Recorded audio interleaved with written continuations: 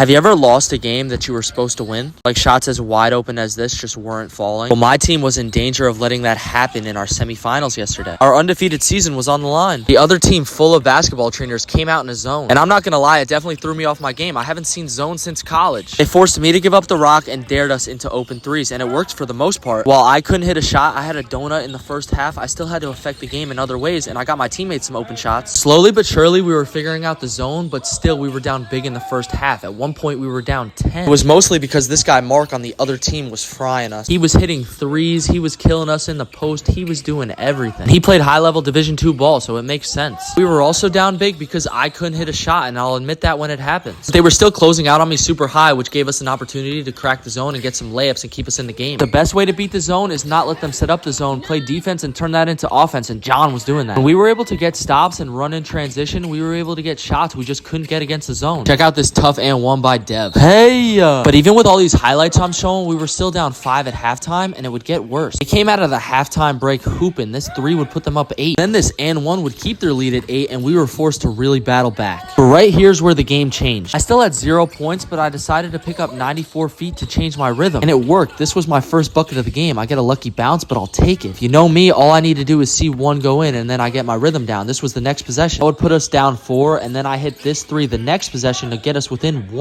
It felt so good to finally get on the board, but they would not go away. They hit this layup to go up 3. Then John, who's been killing all game, hits his first 3 of the season in the biggest game of the season. Then he fakes the handoff to me and makes this nice dime to Mathis to put us up 2. This was our first lead of the game, and Dev would extend it to 5. They would cut it back to 3, but then Dev had this nice transition layup to put us back up 5. They just wouldn't go away. I think this is a charge, by the way. What do you think? It would get to the line a bunch, and it would put them within 2. And I felt like I needed to make a play, only up 2, and I hit this big 3. I got the boys hyped for sure. Only a few minutes left in the game, and John dimes Sonny for the 7-point lead. Right as I think the game's in our hands, I make this stupid play. I lose the ball out of bounds. And that would cost us because our old coach, Pete, would hit this big 3 to make it within 4. With just over 2 minutes left, we get this little ping-ping action, and Kyle hits this big 3 to put us back up 7. And they would have to play the foul game, and I don't miss clutch free throw. Great game. Championship games tonight. See y'all tomorrow.